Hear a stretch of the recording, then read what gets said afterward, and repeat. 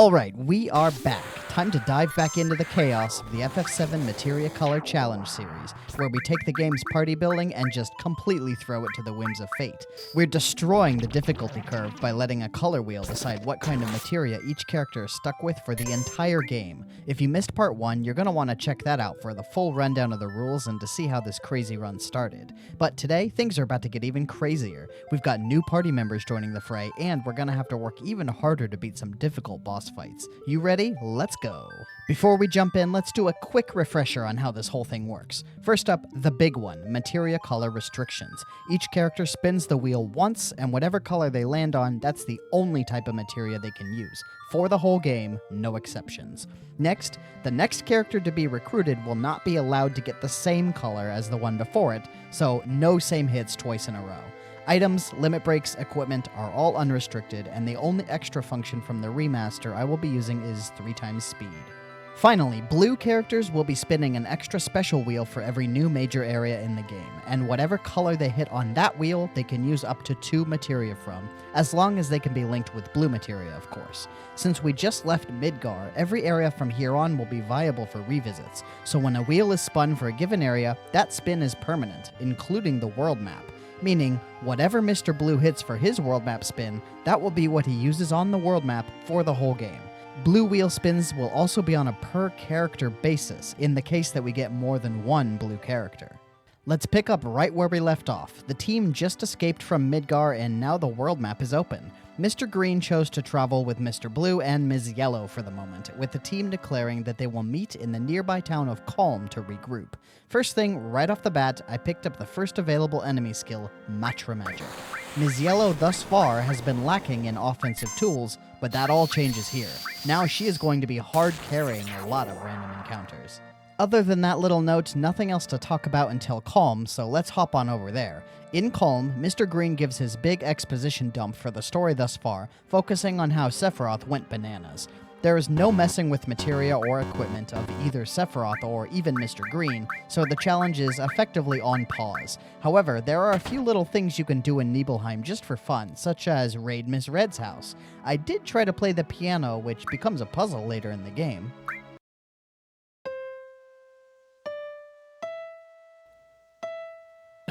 Damn it.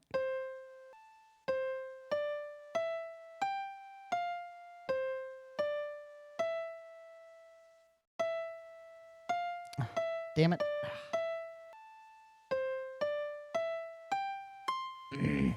Damn it.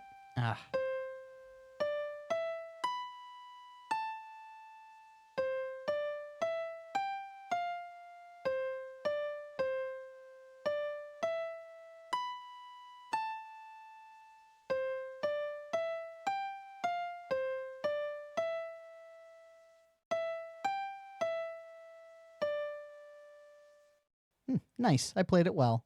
Other than that, just blitz to the end of the Calm flashback. We all know the story, moving on.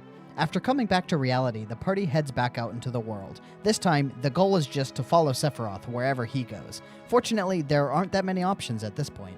Moving south along the world map, the team comes across the Chocobo Ranch. The friendly birds give a truly excellent gift, the first summon materia, Chocomog. Finally, Ms. Red and Red 13 have something they can use. This also means that Mr. Blue has something he can use should he land on summon for his wheel spins. Speaking of, I totally forgot to mention, he spun the wheel for World Map. Mr. Blue's support plus result for World Map is... magic. Very nice. Let's slap some materia on him now then. So here we hit a little bit of a problem. Nobody in the party can equip purple materia. Why is that a problem? Because Chocobo Lure is purple, and it is literally impossible to encounter Chocobos without having it equipped. Now, why is that a problem? Because of this big snake here. The Midgar Zalem is pretty tough at this point in the game, even under normal circumstances. You need a pretty specific build and a decent level to really have a chance. Needless to say, my party isn't really equipped for this. I could make it work with some grinding and shopping, maybe, but for now, I think the better solution is just to sprint across. So that's what I did, after failing several times, of course. I even did attempt the fight, especially because its enemy skill is so good, but it just wouldn't work out at this point. I'll be coming back for this guy later. After successfully dodging the big snake, the party sees Sephiroth already dunked on them by skewering one, and then they head into the next dungeon, the Mythril Mines. So Mr. Blue spins his wheel for Mythril Mines and he gets magic again. Cool, cool. I guess I don't need to make any major changes here.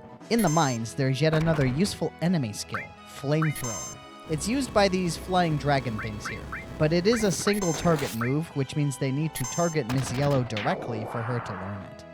So here is a montage of that not happening.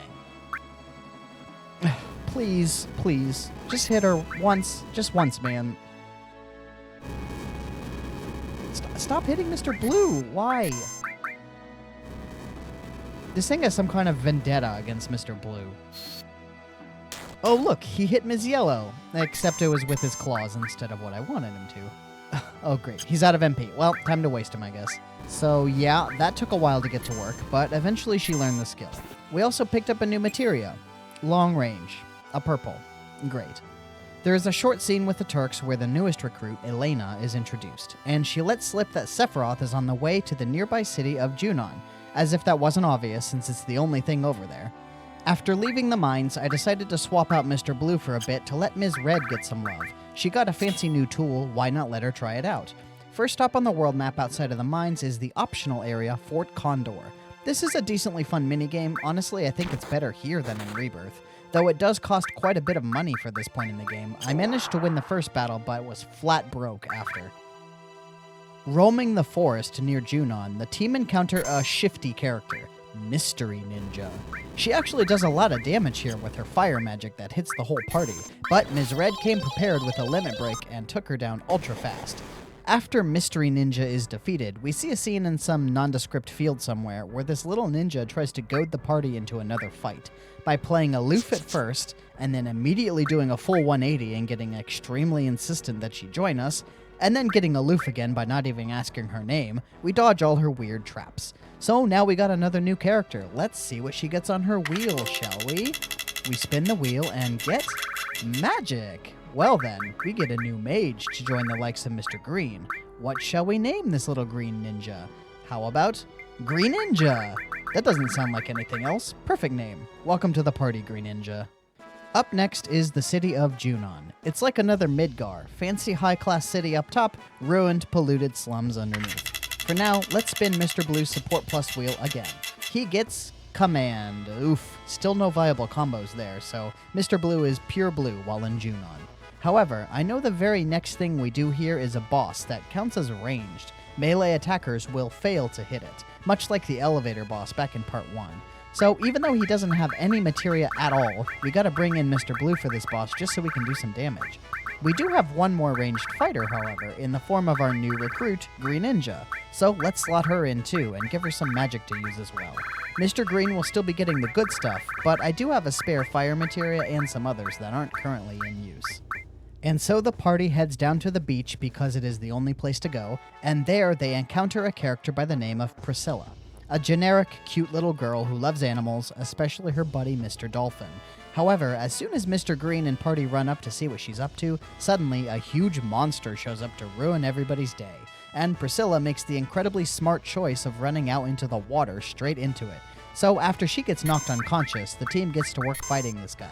As explained, no melee attacks here. There is a certain materia that fixes this problem, but can't use it. So Mr. Green can only fight with magic, which is fine, he's already good at doing that. Mr. Blue can fight with his gun, and that's about it. And Green Ninja gets to do a little of both. She actually sticks poison, which is excellent. It does a good bit of damage, actually. Bottomswell has one mechanic to make him a little more complex than just a regular boss, but he rips it off of Reno from part 1. He can lock characters in a magic water bubble that takes them out of the fight. It also does damage every time. So he did that, but only one time, to Mr. Green. It was pretty simple to get him free with Green Ninja using fire. After that, it was a pretty simple battle, and we won without too much trouble. Following winning that battle, there's a mini-game of giving CPR to Priscilla, which takes way too long. And then, following that, after a quick rest and talking to Priscilla again, there is yet another minigame where Mr. Green has to jump with Mr. Dolphin. And, wouldn't you know, basically everything else in Junon is minigames too. Wow, and they said Rebirth was bad. I wonder where it got it. One thing worth mentioning is that Priscilla gives a new summon materia, Shiva. My red crew are eating good today. So after climbing up to Upper Junon, there is this neat glamour shot with the airship, and then Mr. Green begins his infiltration. He disguises himself as a Shinra soldier and is coerced into joining the parade. The first little part of the parade, you have to run out and join the lineup as smoothly as possible, and then press X over and over in time with the other soldiers. I didn't get the best reward, unfortunately, which is 5,000 gil, though I did get 10 ethers, which is pretty good. After that, there was a window to explore the town. I had to buy the Revive Materia, which was all my cash, really, but there were some other notable goodies to find. A new enemy skill materia, and a bunch of sources of different flavors. I won't be using those just yet, maybe later. No need to rush with stat upgrades. The next minigame at the end of the Junon section has a much more meaningful reward, but it's also a lot easier. I got way over the threshold for the best reward, and it was a new sword for Mr. Green with much higher attack and double materia growth. Very nice. And now everybody sneaks aboard the cargo ship to cross the sea. You can spy the team hiding out behind the boxes over there during the minigame, a taste of things to come. The cargo ship is a new area, so here we go spinning that wheel again for Mr. Blue, and he lands on command again. Guess he isn't going to be contributing much this time. Mr. Green is on his own at first, and he has to explore the ship and find his friends. They are scattered about in various disguises. The first one is Green Ninja here, in a basic sailor outfit, puking her guts out. You can give her a tranquilizer. I'm not actually sure the function of that. Let me know if it does anything important or if it's just for flavor. Up next is Ms. Yellow, who is hanging out in a soldier uniform just across the room. She seems to be enjoying herself. Up the stairs on the main deck, Ms. Red can be found in another soldier uniform up on the lookout nest. She's in a more sour mood, angry at Shinra. Further down is a suspiciously moving soldier who looks like he might be dancing or something. Upon speaking to him, turns out this is Red 13, showing off his bipedal skills. I will say, this scene in Rebirth really cracked me up. But there really is something charming about how simple this scene is, with just his little tail popping out after bragging about how flawless his disguise is. Can't go to the next screen yet, so going back under. Below decks, Ms. Yellow mentions that Mr. Blue is missing and she's worried about him. So now we can finally go to the next screen that was blocked before and find Mr. Blue checking out Rufus and Heidegger in the cockpit. He gets angry and threatens to take them out right here and now, but then a timely announcement about a stowaway gets his attention and they run off to see what the hubbub is about. The stowaway isn't any member of the team, which means it must be Sephiroth. Time to build a party. I go with Ms. Red and Green Ninja for now. Below decks, everybody's dead. There are some random encounters against soldiers though. Weird. Anyway, further in there's a room with a suspicious guard facing away, and approaching him causes him to keel over and Sephiroth to pop out and jump scare Mr. Green. He doesn't know who the hell this guy is, but he starts spouting off about how the time is now, and then he throws a gross tentacle at Mr. Green and flies off. Time for a big boss battle, the first fight against Genova. Genova birth went poorly. Ms. Red died relatively early, and I spent like the entire fight raising her and failing to heal her before she died again. And again. And again. Green Ninja was doing some consistent damage with fire while Mr. Green futzed about with heals and raises, but this was a really embarrassing show, to be honest. Easily the hardest boss for me so far. It took a long time, but eventually I stabilized and got Ms. Red up, and then it was mostly smooth sailing finishing Genova off. Mr. Green goes into another exposition dump, basically just recounting what we just saw, and then that very tantalizing red item on the floor is yet another summon materia, Ifrit. What luck, Ms. Red already got 3 new tools. Ah, Costa Del Sol, thriving beach paradise. In this game, there isn't a whole lot to do here, unfortunately. In Rebirth, they rectified that by turning this into a minigame hub with tons to do. But we aren't playing Rebirth today, so what can we do here now? Well, mostly just shopping. Still broke, so can only afford a couple carbon bangles, but those are the best arm at the moment. The Shinra Villa has a few nifty items in its basement, notably a fire ring, which will come in handy later. And there are some cute scenes you can see with Red 13 and Mr. Blue. There's also a little sequence with Hojo on the beach, which they made about 1,000 times more cringe in Rebirth. Finally, and I never noticed this on previous runs, but Green Ninja ends up working part-time at the materia shop. But it looks like she's actually legit doing her job, not stealing anything. Crazy. Resting makes all the party members disappear from the map, so make sure to check out all the cute stuff before you rest at the end. The team gets some well-earned rest and heads to the next destination, Mount Corel. Mr. Blue spins his wheel for this area and gets Summon! Finally, something he can use. Thanks to the elemental materia, he can slot any of the available summon materia into either his weapon or armor to give an extra effect.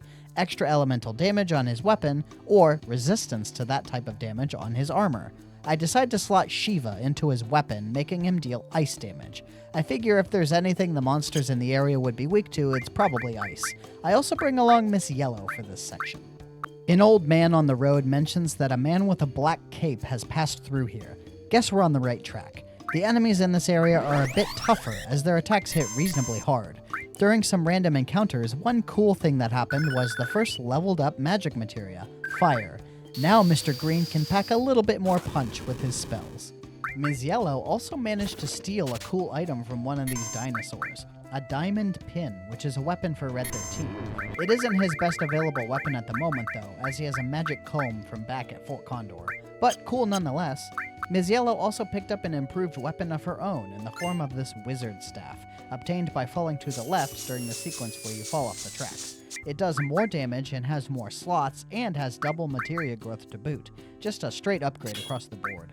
During a sequence at a little drawbridge, the team encourages Mr. Green to go back and take the high road to lower the bridge for them. At this point, you can freely swap party members. I decide maybe a little variety would be nice, so I swap in Green Ninja and, for the first time, Red 13. He might as well get some love, since I haven't used him since the mandatory sequence in Shinra HQ. There is a little hidden room right here with some chicks and treasure. The game gives you the option whether or not to steal their treasure, and you kill what is presumably their mama in the process. But man, that many Phoenix Downs, as my guy Mr. Green says, times are tough. What the hell is Red 13 doing in this scene though? He's totally incoherent. Is he hungry for chicky nuggies or something? After crossing a very long drawbridge, the team arrives in a small settlement by the name of North Corel, and this is truly a sad sight. It's a rundown trash heap with tents and junk everywhere, and Mr. Blue is getting harassed by the locals who seem to know him. We learn about all this shortly after. Mr. Blue is originally from this town, and he blames himself for Shinra coming and tearing the place apart. There will be more to this story in the very near future, but for the moment, the only place to go is the ropeway that leads to something called the Gold Saucer. Gold Saucer is a very ritzy amusement park in the middle of a desert, only accessible through a ropeway that originates in the poorest town in the world. Okay, makes sense I guess. They have the nerve to charge you a whopping 3,000 gil to enter for the first time, or 30,000 gil for a lifetime pass. Fortunately, I barely have enough, so I just buy the one-time pass and go inside, since this is the only place to go. Ms. Yellow is down to go play all the games, despite the obvious downer that Mr. Blue is being. Not really reading the room, is she? You can choose a single travel companion for this section. I was torn a bit about who to use, but decided to go with Ms. Red, for reasons. Unfortunately, I neglect to manage her equipment at all. That won't bite me later. Gold Saucer doesn't have a whole lot to do at this point, just pop into each of the different squares and see what's what. At the Speed Square, Mr. Green runs into an ancient vampire by the name of Dio. He also happens to own the place. He asks about a black materia, which is something we have not heard about yet in the story.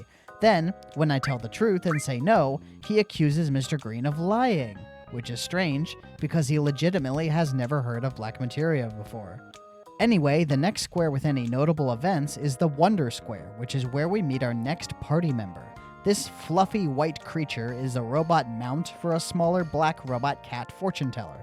We immediately get to name him, so we better spin the wheel first. And the wheel lands on... Blue! Wow, we got another blue character. I figured it would happen. So time to name this guy. We will be naming him Blue Cat.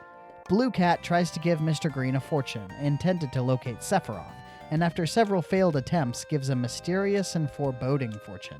Using that as an excuse, he pulls a meta move and forces himself into the active party by merging with Mr. Green. So now we got a full group, and once again I neglect to equip this new guy. Though I do remember to remove his materia he comes with. I'll talk about that soon, but for now let's move on. I spend a little time playing games in the Wonder Square, but there isn't a whole lot of point right now. You can get a lifetime pass if you save up 300 GP here, but that would take a long time. It is significantly easier to get GP later.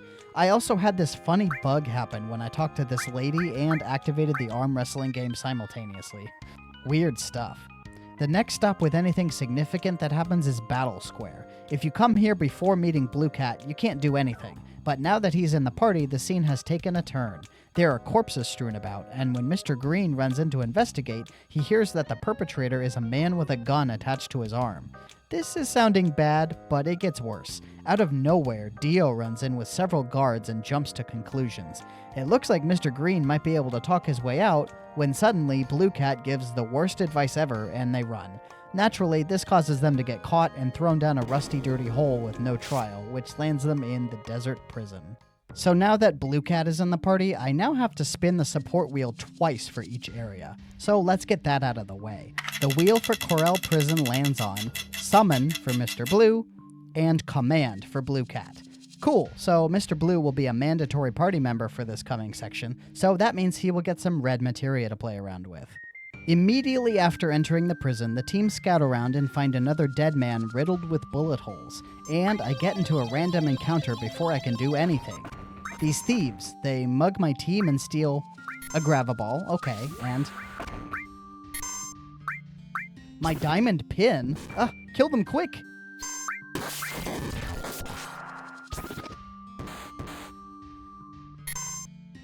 What? No! My diamond pin! Well, that sucks. Lesson learned. Immediately equipping my team with materia.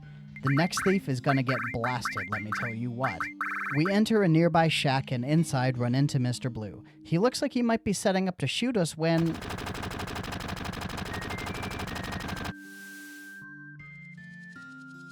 It turns out he was shooting at some thief behind us. Good, that guy got what he deserved. Mr. Blue takes his time to explain the situation. He was not the only person who got a gun grafted onto his arm. It turns out he had a best friend in his days living in North Corel by the name of Dine, and Shinra's very own psychopath Scarlet shot both their arms off at the same time. After this, Mr. Blue got his operation and heard that someone else had already gotten it. Assuming this to be Dine, Mr. Blue resolves himself to go find him and settle things. The party is formed, with Mr. Blue being mandatory, and the other slot going to Ms. Yellow. I equip Mr. Blue with a summon materia on his armor, and we get ready to head out into the desert. The desert is full of nasty monsters called landworms. These guys really kick my ass. They use hefty AoE damage every single turn, so need to keep using Miss Yellow's healing limit break every time it comes up, and using Cure with Mr. Green between battles. They are weak to ice, so some casts of ice too help turn the tables. And of course, everyone charges limit breaks fast, just in general, with all the damage coming in. At first, I don't quite know where to go, so I just run straight into the desert, fighting tons of landworms along the way. Mr. Green picks up his level 2 limit break, Blade Beam, which is fantastic. Eventually, I run into the Chocobo cart, which takes me back to the start. Now, after looking up what the hell to do here, I run straight to the right to get where I need to go. Upon arriving in the junkyard, Ms. Yellow manages to pick up a new enemy skill in the form of laser from some death claws, and then we proceed into the next room. I didn't get a heal before this sequence began, so I was a bit nervous, but turns out Mr. Blue starts at full power during this fight. Mr. Blue tries to negotiate with Dine, talk him down from his violent path, so to speak, but Dine is well and truly off the deep end. He only wants to see the world burn and take down everybody he can along the way. He laments the loss of his wife and daughter, when Mr. Blue tells him his daughter is still alive. See, Mr. Blue's suspiciously white young daughter is actually Dine's daughter, who Mr. Blue adopted in the wake of the tragedy of their town. But now Dine is saying some crazy things about taking his daughter to see his wife, so Mr. Blue has to step in and knock some sense into him. This is a solo boss, just Mr. Blue versus Dine. Mr. Blue has exactly one summon materia equipped here, and since it is still level 1, he can only use it once. So Mr. Blue drops a quick summon of Ifrit to start the fight, and that's it. No more special abilities. It turns into a back and forth. Mr. Blue shoots, Dine shoots, rinse and repeat. Dine is slightly faster than Mr. Blue, so he gets more attacks in, but Mr. Blue has limit breaks, which do hefty damage. Towards the end of the fight, Mr. Blue got pretty low on HP, so I gave him a high potion to survive. And that was it. Dine went down shortly after. Dine calms down and tells Mr. Blue to take care of Marlene because it is far too late for him, and gives him his prized locket of his late wife.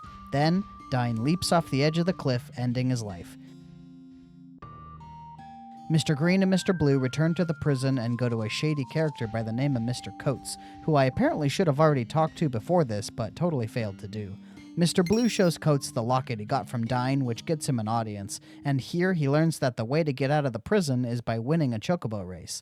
Obviously, this is Mr. Green's forte, so they nominate him to do the race. A girl named Esther shows up to become his manager, and they go up the elevator together.